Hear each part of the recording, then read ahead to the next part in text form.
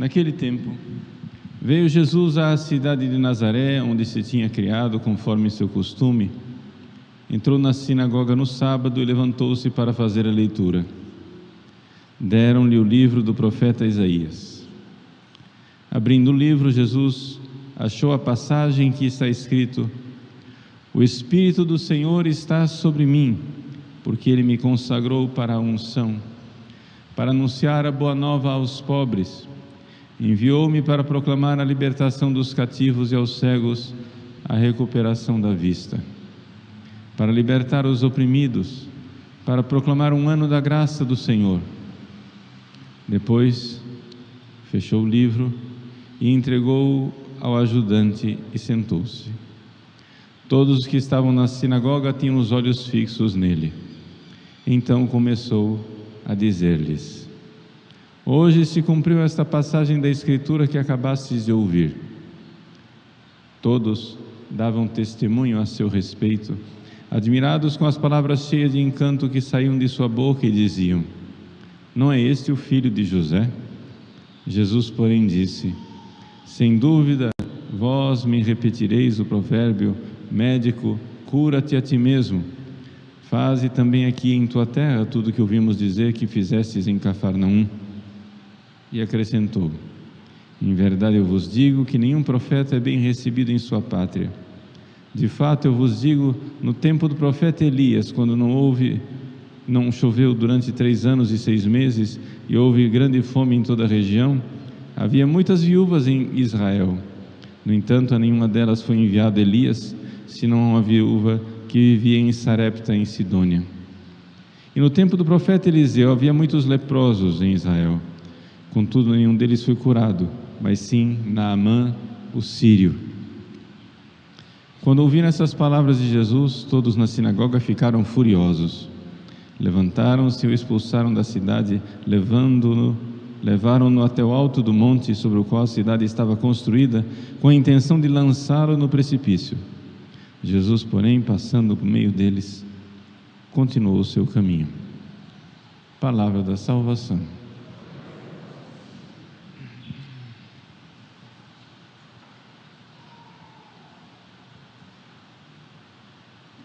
Meus queridos irmãos e irmãs, a passagem do Evangelho de Lucas, que nós hoje meditamos, fala do início do ministério de nosso Senhor. Jesus, que humildemente viveu durante 30 anos na pequena vila de Nazaré, agora começa a falar. E os habitantes de Nazaré ficam escandalizados porque não veem uma explicação, uma causa suficiente para aquele novo efeito que eles estão vendo. Ou seja, durante 30 anos, Jesus era o filho de José que, silencioso, ia à sinagoga. De repente, depois de 30 anos de longo silêncio, escondendo a sua sabedoria e escondendo a sua origem divina, Jesus começa a falar. E vejam que os habitantes de Nazaré não deixam de notar que existe algo de sobrenatural e divino no que Jesus está dizendo. O Evangelho diz assim, que todos davam testemunho a seu respeito, admirados com as palavras cheias de encanto que saíam de sua boca. Jesus de repente começa a pregar.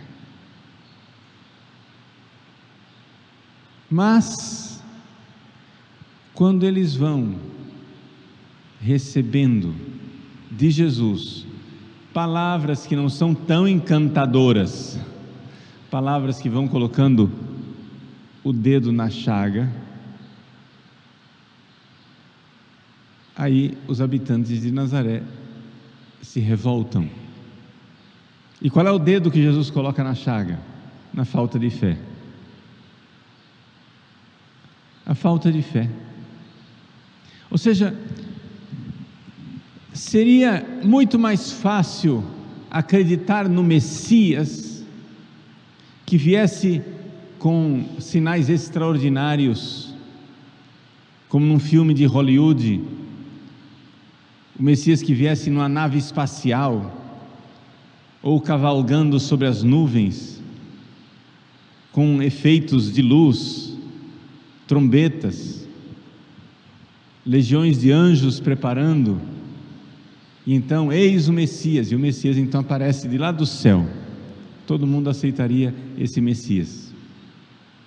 Agora, aceitar que o Messias, não somente, o próprio Filho de Deus,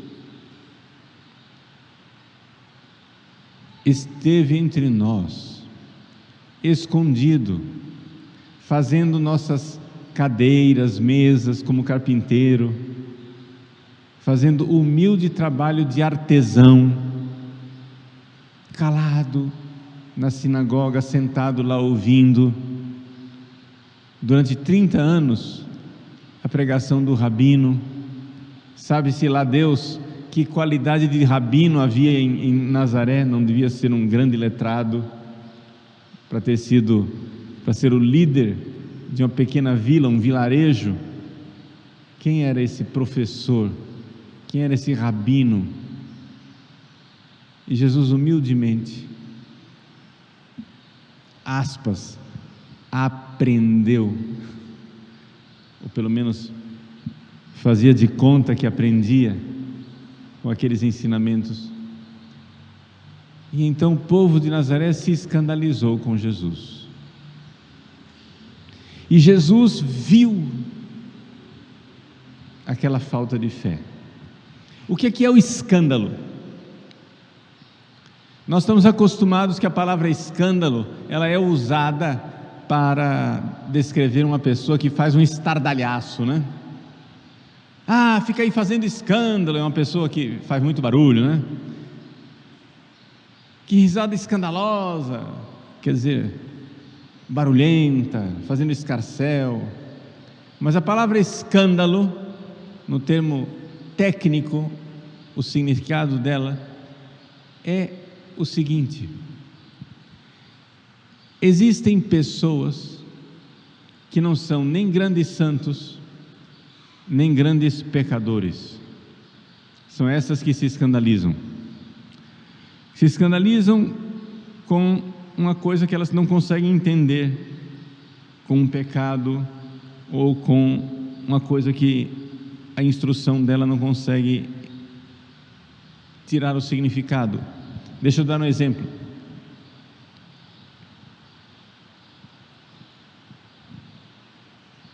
Vamos supor que nós estejamos lá na época de Jesus e a gente então vê os 12 apóstolos. Os 12 apóstolos que passaram 3 anos com Jesus, todos seguindo, Jesus escolheu, tinha um carinho especial por eles, etc, etc. De repente, vendo que aqueles apóstolos tinham sido santificados por Jesus, tinham sido ordenados por Jesus, que eles são o fundamento da igreja, etc., a gente vai e descobre que um dos apóstolos, Judas, traiu Jesus e está no inferno. Vejam, os grandes santos não vão se escandalizar, porque quem é um grande santo entende perfeitamente quais são os desígnios de Deus e como essas coisas acontecem, como Deus sabe tirar o bem do mal. Os grandes santos vão continuar crendo na santidade dos apóstolos, apesar da traição de Judas. Os grandes santos irão continuar confiando nas escolhas que Jesus fez para seus apóstolos, e não vão se escandalizar. Por outro lado, os grandes pecadores também não vão se escandalizar. Por quê? Porque o pecador, ele já não crê mesmo nos apóstolos. Vai chegar e dizer: está vendo? Eu disse desde o início, eles não são santos coisa nenhuma. Olha aí, olha o que o Judas fez. Assim como Judas, são todos os outros também. Ele não tem fé mesmo, o pecador. Então, ele não vai se escandalizar. Ele não tem como tropeçar e cair, porque ele já estava no chão. O grande santo não tropeça e cai porque ele é santo. O grande pecador não tropeça e cai, porque ele não tem para onde cair, ele já está no chão. Quem tropeça e cai, a palavra escândalo quer dizer isso, pedra de tropeço, é aquela pessoa que tem fé, mas a fé não é forte o suficiente para enfrentar uma tempestade. É aquela arvorezinha que está crescendo, mas precisa ainda do apoio, né, de uma varetinha para que ela não caia. Então, os habitantes de Nazaré nem eram grandes santos, nem eram grandes pecadores, eram gente boa. Eles começaram alguma fé, uma certa fé, porque o Evangelho diz que davam testemunho a seu respeito, admirados com as palavras cheias de encanto que saíam de sua boca. Eles ficaram admirados inicialmente, mas quando Jesus vai e coloca o dedo na ferida e diz: olha, no entanto, eu estou vendo que vocês, embora estejam admirados, vocês, no coração de vocês, têm uma rejeição. No fundo, vocês estão escandalizados comigo. Escandalizados quer dizer o seguinte: eles não conseguem entender como é possível que aquele menino que brincava nas ruas de Nazaré com nossos filhos, agora é Deus que se fez homem. Escandalizado quer dizer que eles tinham uma ideia de Deus Salvador que não batia, que não correspondia, que não se adequava àquele fenômeno que eles estavam vendo ali na frente deles. Um Jesus que parecia igual a nós em tudo, exceto no pecado. E então se escandalizaram. Vejam, meus queridos, também nós somos chamados por Deus a viver às vezes situações escandalosas. Se nós olharmos para a história da igreja, só para continuar o exemplo que eu comecei, não tem somente um apóstolo ordenado por Cristo pessoalmente que terminou no inferno, Judas. Na história da igreja, infelizmente, miseravelmente, existem certamente padres que foram para o inferno. Existem certamente bispos que foram para o inferno. Existem certamente cardeais que foram para o inferno. Existem papas que foram para o inferno. Não nos escandalizemos com isso. Se vocês pegarem a Divina Comédia de Dante Alighieri, né, em que ele descreve o inferno, o purgatório e o céu, Dante coloca vários papas no inferno. E ninguém ficou escandalizado com isso, porque todo mundo sabia que isso era possível, que papas fossem condenados ao inferno por sua maldade. Depois que Judas foi para o inferno, não é mais novidade nenhuma e não escandaliza a nós católicos que papas, cardeais, bispos e padres possam ir para o inferno. No entanto, nos tempos de crise que nós vivemos dentro da igreja, ainda tem gente que se escandaliza com essas coisas. Meus queridos, nós vivemos uma grande batalha. Nessa grande batalha, o inimigo atinge soldados, atinge oficiais, atinge generais no exército da igreja.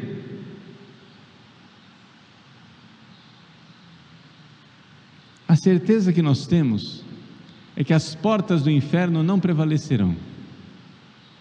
A certeza que nós temos é que a igreja vencerá, que o Cristo já venceu e a sua vitória se manifestará plenamente na igreja quando ele voltar na sua glória para julgar os vivos e os mortos.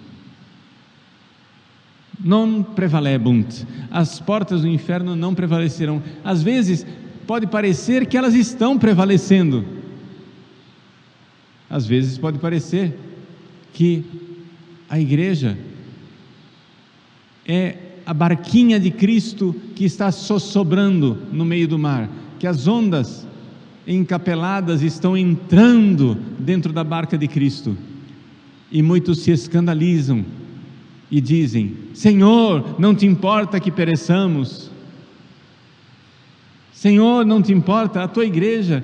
Olha, Jesus, se essa igreja fosse de Cristo, Jesus estaria aqui defendendo essa igreja, não estaria dormindo sobre o travesseiro, permitindo que a água entre dentro da igreja.